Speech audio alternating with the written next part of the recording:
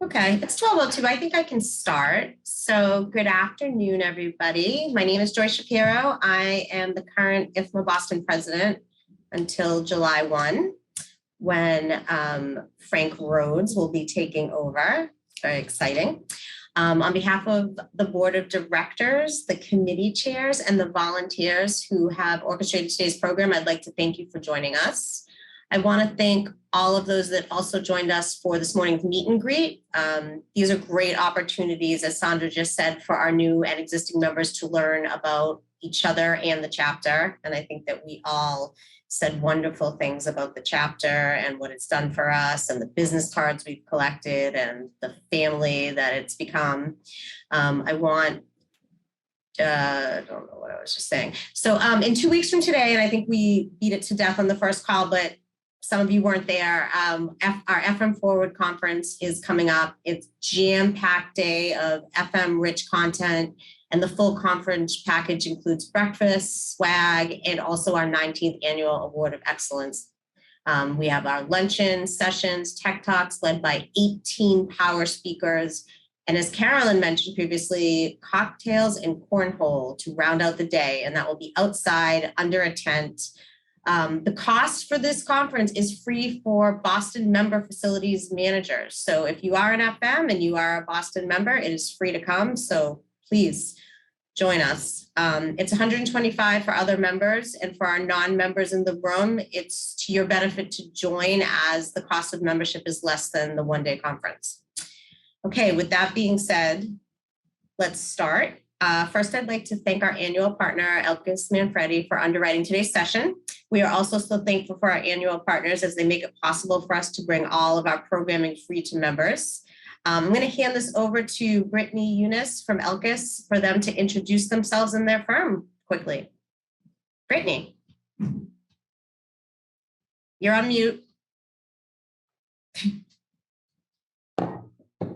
Hello, I'm Brittany Eunice, the Director of Marketing at Elkis Manfredi Architects. We're an architectural and interior design firm, and I actually want to pass it over to Linda McLeod-Fannin, who heads our workplace strategy, and she will give you some information on the firm. Hi there. I see some familiar faces, so nice to see everyone. I am Linda McLeod-Fannin, and I'm a vice president at Elkis Manfredi Architects, and I work in the studio that does mostly interior design, but I think that most of you know that we're a full-service architectural firm, and we do projects where we design the buildings, and we do projects where we design for other people in other buildings. We do a lot of work across industries. So what that means is that we do a lot of workplace, we do a lot of lab building work, we do a lot of educational buildings, but we also do retail and hospitality. And one of the reasons why we are intentionally diverse like this is because we feel like one industry informs the other. And as an example of that, we're working on some large lab buildings really across the United States. And they're really concerned with things like how do you host your clients and how do you bring employees back into the office? And so even though it's more of a lab space and it's more science-based, we're really looking at things like what draws people to hospitality, what is drawing people back into the workplace, and kind of sharing that with these employees. So as Brittany mentioned, I am the lead workplace strategist. So I think about this day and night, and it's nice to see you. And thanks for letting me do the intro.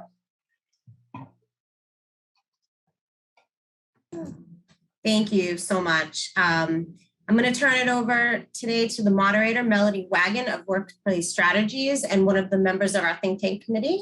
Melodee, the floor is yours. Great, awesome, thanks. Well, welcome everyone. As we were talking in the think tank, and what we realized is everyone has a story, everyone is struggling right now, or almost everyone.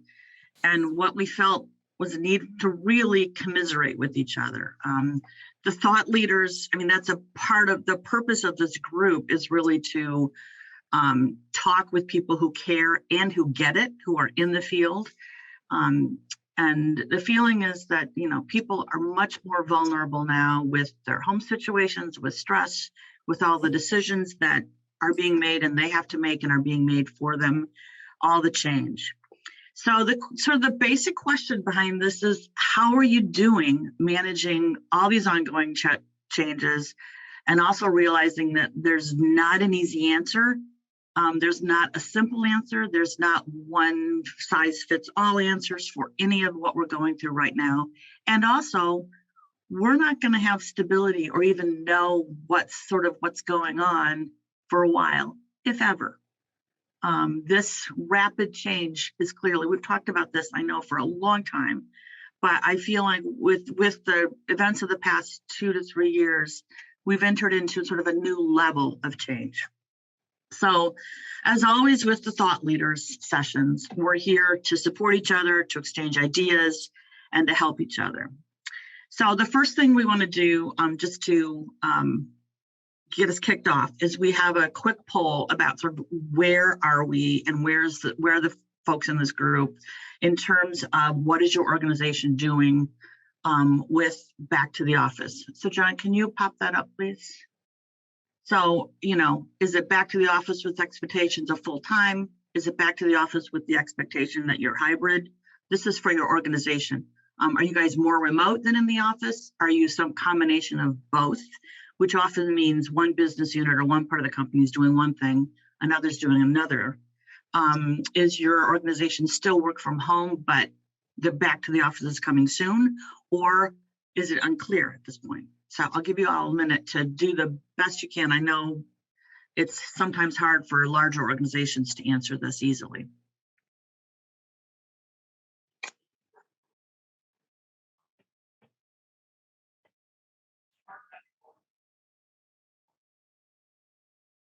So John, you'll let us know when we've got most folks who've responded.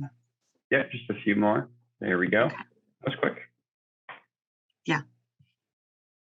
Okay. Interesting. Okay. Yeah. Perfect. Okay, that's great. All right. So this is exactly where we were coming to in the think tank when we were talking about this, is that there's this hybrid expectation, which some of our companies had done some flex work or more or less flex work prior to the pandemic. But then there's a combination that some business units are doing one thing, some business units are doing another.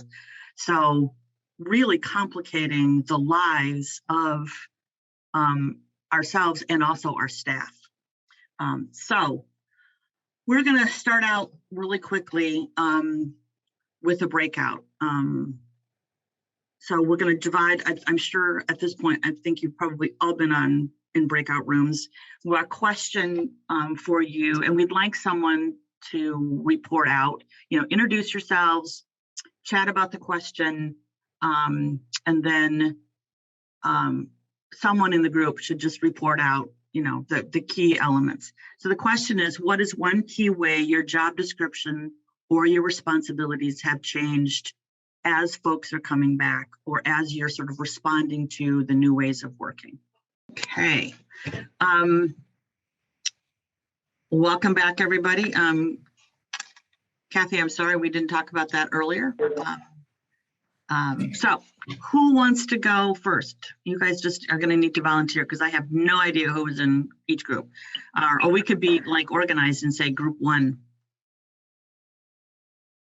I can call them out. I actually still have the list up, if that works.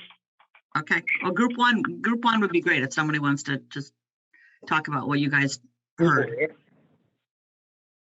Yeah, John, Pete, and Sandra, please. Yep. John, do you want to go and I'll chime in, and Peter? Yeah, so I think we were talking about a couple of things: the change in work schedules, the hybrid, that most everyone has had some form of work from home, and then kind of everyone seems to be sliding back into the office a little more. I think Peter from AAA, they kind of had a real big push recently you can talk about. But here at Harvard, we've been here, at least in the facilities end, we've been here the whole time, but not full time. It was been pretty much hybrid. And I thought it was great, the increase in kind of paid time off and holidays that Harvard's been kind of pushing over the pandemic to make sure the folks that were here were able to take advantage of some more time off.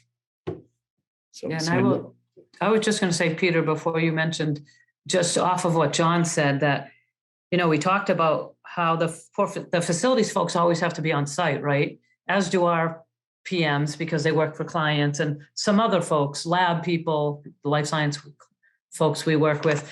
But there is some disparity there, right? It's not almost really 100% equitable, where some people are 4 days working from home, and then those people are working on site. So how do we balance that? So we talked a little bit about that, but Peter, go.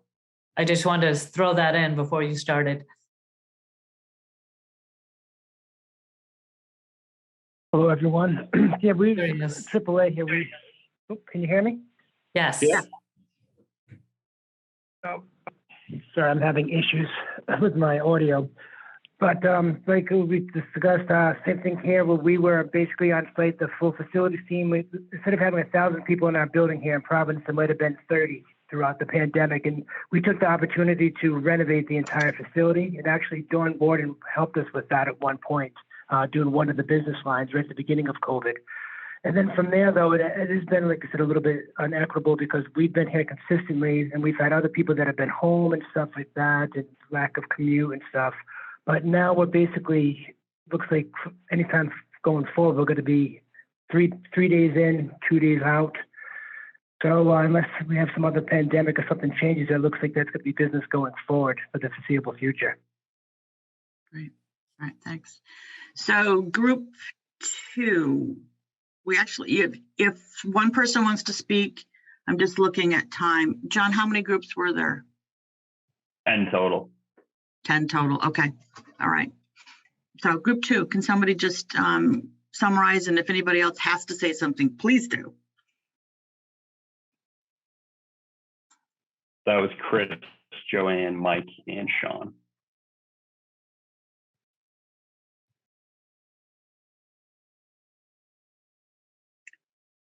Hi, I'm Mike with MathWorks. So, our group, we kind of talked about the different model coming back. How Joanne's group is doing a little bit different. Right now, we've got 2 days a week that we've got staff coming back full time, and the rest of the week, 3 days they'll be working from home. We talked about disparity about facilities being in there the entire time during the pandemic. And how, we try to balance our crew, giving them a little bit of time working from home if need be, code review or remote meetings and stuff like that to try to help that out. But yes, during that time, we did take advantage of doing a bunch of remodeling. So it was kind of nice having that opportunity of not having people around to get things done. So that was actually beneficial. I just quickly added, Melodee, that over here at Mass General Brigham, that we had to put a lot of energy into AV and the new hybrid meetings that people want to have. So the sound bars, the microphones, the cameras in some rooms, but not all, and kind of figure that all out to support folks coming back. And also the concept of a hotel space that you reserve and book because you're coming in and you need to sit, versus just coming in, going to your meetings and using touchdown space. So a lot of those kinds of conversations going on around here. Right. That's a lot of change. And how people use space and how they come in and when they come in and what they expect when they come in. So anything else from group 2? Okay, group 3. So I think I am the spokesperson for Group 3. So what we talked about mostly was how larger corporations are kind of getting rid of real estate to accommodate for, the less amount of folks going into the office, and how now more people are wanting to go back to the office. So how do you deal with dealing with the amount of real estate that you currently have and saying to them, well, no, you can't, or you're coming on Monday, Friday, which most folks wants to take those days off, and how you organize the employee experience to make them want to be there on Mondays and Fridays versus the middle of the week. We also talked about the fact that people are coming back to the office mostly in where we are full time. Kate, was there anything else we talked about?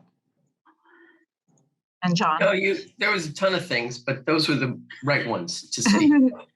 Well, it's so funny when you said that, Natalie. I was going to call on Kate to say, okay, Kate, I know you guys have tackled this directly in terms of some ideas for getting folks to come in so that we don't have to have, space for everybody in the whole wide world on Wednesday, which seems to be, or Thursday, which seems to be the preferred day to come in. So do you want to just give a couple quick examples? Sure.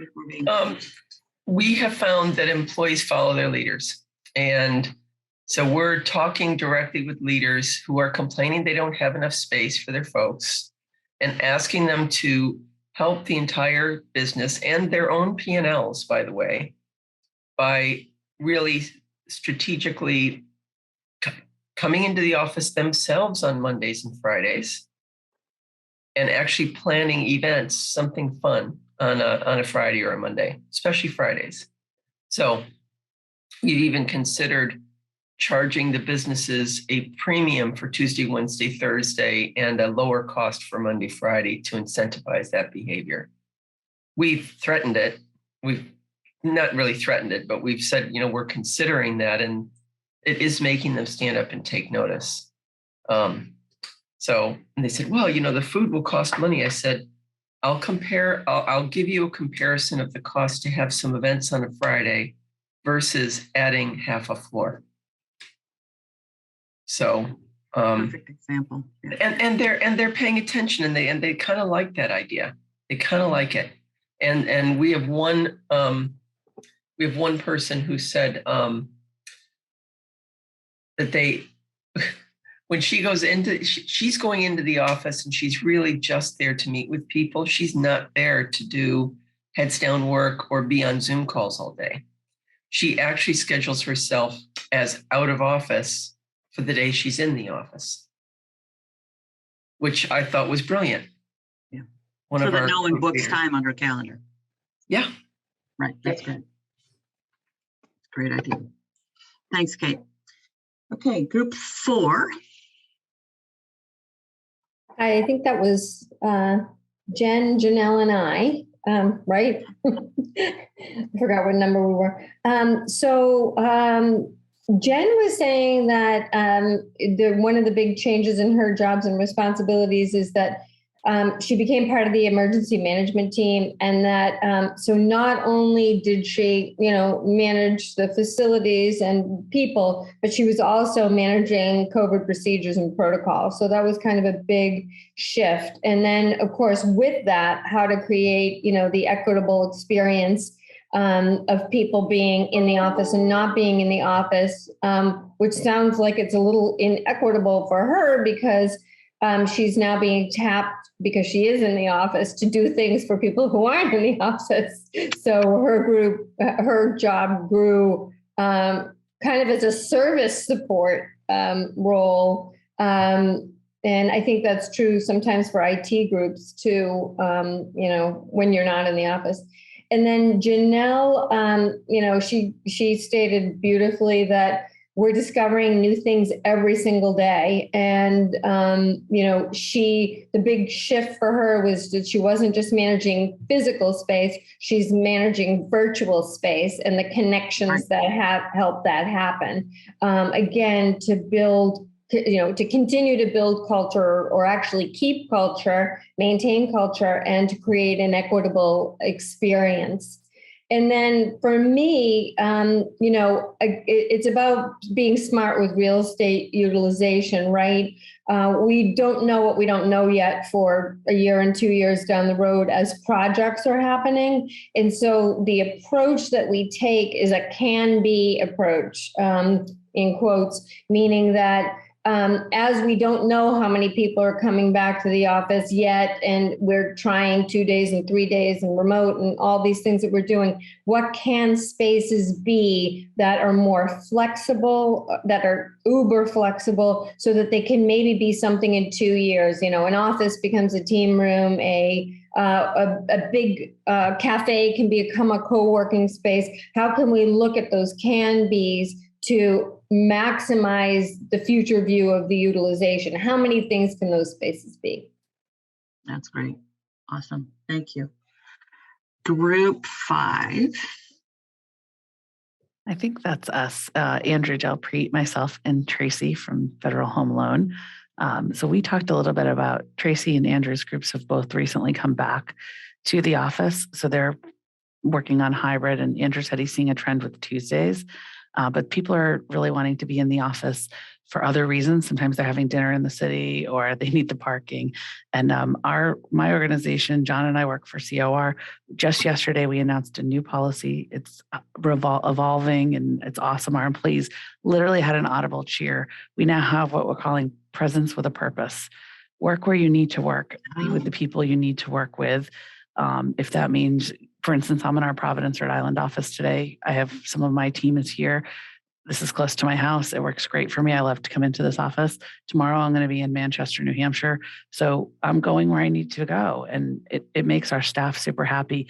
We previously had a 3-day-a-week requirement, and people were feeling a little bit of a rub with that. So all 3 of us on the call talked about the fact that it's very difficult right now to retain staff, not just in facilities and design, but every company. People are leaving to work for organizations that are more flexible. So certainly I'm thrilled that my organization recognized that. And I don't know, John, if there were cheers from your house yesterday, but I heard in Boston in the showroom, there was a cheer. There was. Yeah. We're being treated like adults, which is what we all are. So I think that's what everybody wants. That's a terrific example of the flexibility that we all need. And it's utilizing our real estate better. You know, we're, as a lot of people on the call probably know, Creative Office Pavilion and Office Resources have merged. So we have a lot of real estate and we're trying to consolidate that. So we're trying to use it very wisely. And this is a great way to do that and allow people flexibility to work when and where they need to work. Right. Which speaks to an incredible amount of trust that the company is really demonstrating, which is essential. And to attract new talent, which is we're struggling, everybody's struggling with right now. You have to be an employer of choice, and treating people with respect and giving them the responsibility to do their job this way, I think speaks to making someone want to come work for you, because that's what almost everyone I interviewed today wants to know about our culture. They want to know about our flexibility. They want to know about our diversity, equity, and inclusion efforts. So those are things that matter to people. And if you want to attract and retain amazing talent, which we do, you have to be responsive in this way. That's great. All right, group 6.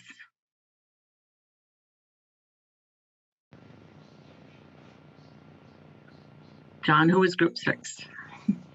Okay, Craig, JF, and Matthew. Okay. Sorry, I didn't know which group number we were. So I'm with MathWorks, and then I was on with folks from Harvard and MIT. So and it was funny, we all had different answers when we started talking about what changed with our job descriptions, with people returning back to work. And for me, we've been in every day throughout, for the past couple of years, and I don't think a whole lot's changed. We've had people, we've had staff back in and around our campuses for over a year now. And so we've been running our buildings and running the cafes and doing what we needed to do. The other things I heard were, there were some changes to HVACs and mechanical systems, trying to be responsive to, technical data out there that suggested how you could better operate your systems and make people feel safer. and then there was other, and I think it's passed now, but a little while ago, there were challenges getting contractors with the vaccination requirements and especially some of the union contractors I heard, it was just challenging to get everyone you needed to get on your site to get stuff done that needed to get done. So yeah. Okay. Anything else from Group 6?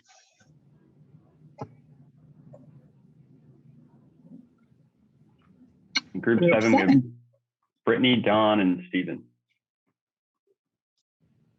Yeah, we spoke a lot about what everyone else has been saying. I mean, one of the main things we were speaking about was we were all going in hybrid and losing the personal touch with doing Zoom meetings all the time for one, as opposed to sitting in person meetings, and also restructuring the office and how do you get people to come back into the office?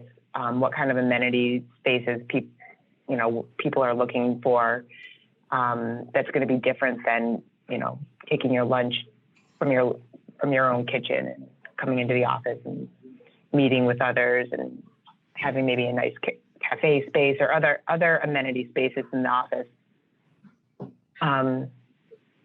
that will attract people to come back. I don't know, Stephen or Don, if you have anything else that you wanted to add. No, not really. I mean, I think everybody has certainly covered it. I do think it's interesting. There is a theme on Tuesdays and Wednesdays, which is obvious in the traffic. Yeah, it very much is. One of our challenges has been technology, trying to incorporate video in all locations, and then the different systems. You've got WebEx, you've got Teams, you've got Zoom, hardware, that type of thing. So I think that's a challenge also. So from a technology aspect, everybody's shaking their head. A lot of people are. So I think everyone is struggling with that. And can we get one system and one solution? No, it's a short answer. And it's, so there's always the glitches around being seamless, but also making sure that everyone is included equally as possible, and that challenge, particularly as groups go back, so that making sure that regardless of your location, you're not disadvantaged. And I think it's incumbent on us to try to do that as much as we can and to support those efforts. So group, anything else from Group 7? Okay, we'll move on to Group 8. James and John Kibbe. I guess I'll talk. So our challenge, we have the same challenge everyone else is dealing with. We decided to embrace hybrid, even going forward. And our building, 10 floors, supported 1,000 people pre-COVID, and we currently have about 200 people a day coming in on 10 floors. So our goal over the summer is to consolidate onto probably 3 floors. But the challenge is, the change in my job is now I'm counting people. HR says, we should have like 600 people in the building, and I'm counting, maybe 350 to 400 people, individuals that have come in throughout the week. So, we get that discrepancy in, who's right? Is it HR? Is it the badge counts? And trying to figure all that out. So I think that's been the big change in what I do, because that was never something we dealt with before. It's always, you have your own seat, go to your seat. And we didn't really have to figure out how many people were going to be in the building. And that is also an issue with parking as well. We've got parking spaces that come with the building that we're, paying full time for, where now you've got, somebody in one day a week that has a parking card and prying that out of their hands, like saying, well, I need it. No, you don't. So that's the fun we've been having and the different challenges that we're faced with today. Yep. Yeah. So Jim, you weren't tracking any kind of sorry, the words just gone out of my head. But you guys weren't tracking utilization before? Well, you know, we had card access in place, and that's kind of the utilization tracking, but, Yeah, you know, exactly. getting reporting out of card access, and also, you know, you're classifying whether somebody's an anchor, which is 3 or more people, and that get an assigned office versus flexible people that are, you know, less than 3 days a week that get the hoteling office. So kind of managing that and picking out the people that say, well, I'm an anchor, I should get my own office, but then they're only in 1-2 days a week over the course of a month. So it's really sort of looking at that data and understanding, you know, who really is supposed to have their own office, and versus what you know HR is giving us as a feed, saying these should, because that's what their role is. So okay, it's managing the data. Okay, so you're in the middle of that mess. Yes. Yikes. Okay. All right. Group 9. Kathy. Little bit, sort of expanding on what James was just talking about. Our group was talking about managing people's expectations in the space. Debbie talked about it when people came back from lockdown. It's like everyone's out of their groove and have forgotten how to do things that they did all the time before. You know, so it's a lot of questions about where's this, how do I do that? You know, people just kind of, they're out of their habits, so everything is new again. And in our spaces, we're finding that too, as people return to work, you know, as the facility staff, we've been here all along. So we've gone through several changes in COVID protocols, you know, as surges come and go, and now we're dealing with people coming back that maybe have never been on campus, and expectations about what kind of protocols should be in place, what's best for their personal situation. And, you know, you have people at all ends of the spectrum. So trying to managing expectations around what the current protocol is and how we're going to respond to it has been a challenge for us. All right, we're going to move right into, there was 10, right, John? No, we 10 were girls. No, sorry. Thank you, Kathy. Debbie, did you want to add anything to that?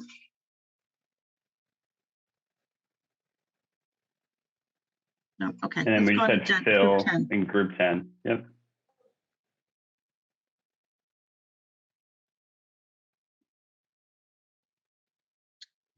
Hi, I guess I'll speak for the group. We talked a little bit about how the job changed. I think from myself, it was I became the COVID expert. Sort of, you know, everybody came to me and said, hey, can we do this? Can we do that? And, you know, I tried to do the best I could based on CDC guidelines and some of what the corporate safety folks were saying. But that was a challenge for me. But like all the other facilities folks here, we were here since day one and, you know, doing our best to make the building safe. So when people did come back, they felt comfortable. But once we had the routine down, the new routine, I should say, right? You know, things got a little bit better.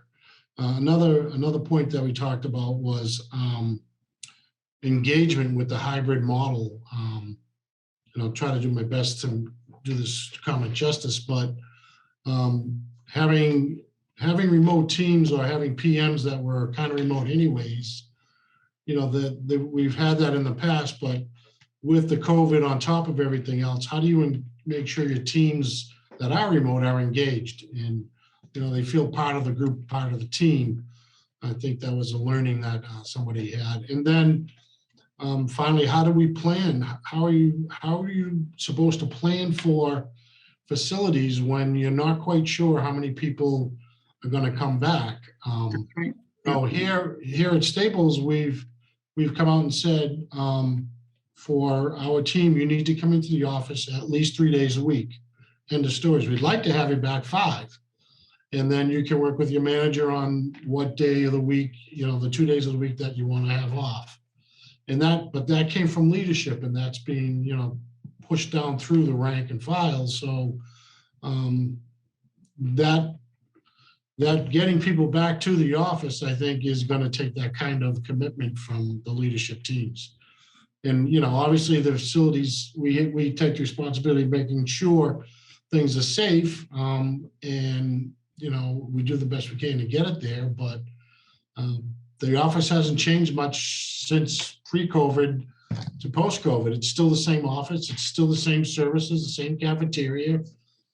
So, it just comes down to if the leadership is going to support that or encourage folks to come back, then we'll just do what we do, I think that covered it. Ladies, if I didn't cover something, feel free.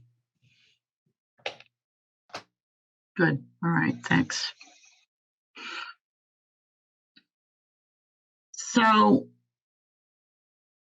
it's interesting because a lot of you talked about, pain points, and some of you talked about how your responsibilities have changed. And it seems like there's some key themes. One is, the whole equity issue, particularly between the rest of the company and the facility management staff. And another key theme is around, equity and trust, and how your organizations are approaching that for all of the staff, and then what the impact is on, us as folks who are managing the space and managing the building. And then I think we heard quite a few times the whole question of technology and how we especially support hybrid meetings, how technology might be used in some possibly ways that could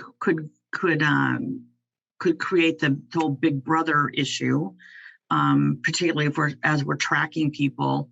And we're usually tracking people not as individuals, but to try to understand how much space we need. I mean, that's sort of like where we come from in our field, is like, do I need space for, do I need 10 floors, as Jim said, or do I need 4? And how to figure that out and work through that. And I think my sense is that is going to just continue to change as our organizations struggle with people with, we want people to come in 3 days a week, or we want people to come in 2 days a week, or you work with your manager, or you do presence with a purpose. We heard that this is the issue I think that we are challenged with as facilities folks, is to support this. And then what does that mean for our jobs? I mean, Phil, you're the COVID expert now, right? Exactly. I mean, so all the things that we've dealt with over the past 2 years, and almost like, what of those things are we beyond, and what are going to continue on, in our lives as we move forward. Yeah, but also it's you need to have the support of the CEO and the senior leadership, because as much as like Jim's issue with getting from 10 floors to 3 or 4, right? If the facilities teams aren't empowered to make those decisions, then it's just going to be around and around, a catch-22. We're gonna keep going around and say, well, I need this office, and who are you to tell me, and that's something that needs to change if we're serious about changing the basic landscape of an office environment. So, yeah, good. Thanks, Phil. Judy Lynn, you had a question? Wait, I'm trying to take my video. Actually, I have a statement, because I just want to say one positive effect that has happened, at least for me, in that I started here at MIT Lincoln Lab 2 weeks before COVID, previously coming from 2 decades of working remotely and autonomously, to a company where they never, ever would even consider flex time. They just expected you to be here, 5 days a week, from 9 to 5 or whatever your hours were, and there was no flexibility. And so COVID actually presented an opportunity to the company for them to realize that people can work remotely successfully, and they've changed their whole approach and attitude. By the same token, not everybody can work from home. And so it also helps you to identify the types of people and how they work. So if you have to take a positive spin on it, I think that is one, that there are some positive aspects to it. There are a lot of positive spins. I mean, we learned a lot. We moved any kind of flexible work programs ahead, 10, 15 years in terms of where the world was heading. And I, as a workspace strategist, I'm so interested in not backtracking from that, and encouraging companies to sort of keep the trust. Folks worked really successfully, many of them for 2 years, 2+ years in some instances. So to not lose that as we think about how we can come together again, but not expecting that the answer to coming together again means that you have to go into the office 5 days a week. So there's a lot going on, and there's a lot of change that's happening here. Yeah. And Melodee, I wanted to offer a phrase that someone in my company used recently that I thought was really cool. Click and mortar. Click and mortar, right? I like that. That's fun. So sometimes you're home clicking and sometimes you're in the building. Click and mortar. Yeah. Right. That's great. All right. I'm aware that we are less than 5 minutes. And so probably a lot of people have 1 o'clocks. So unless there's anything else that someone's dying to say, we're going to close this thought leaders group up for today. There will be more. And it's about us, just sort of helping and listening to each other and understanding that we're all struggling with so many of the same things. So, all right. See you, everybody. Thanks, everyone. Thank you. Bye-bye. Thank you all. Thank you. Thank you.